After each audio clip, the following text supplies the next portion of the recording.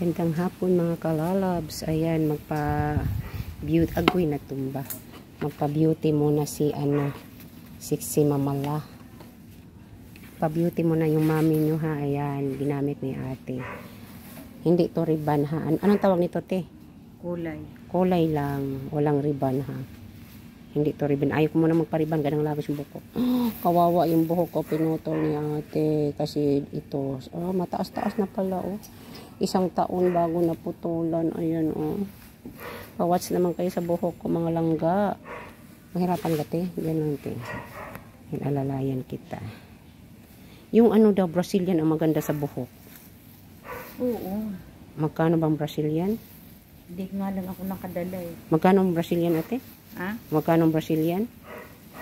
Pag nagbo-Brazilian ako Sandali. kasama kulay, 500 na. Oh, maganda. Next time, magpa-Brazilian ko kailan pa. Mura na yun. Thank you, thank you.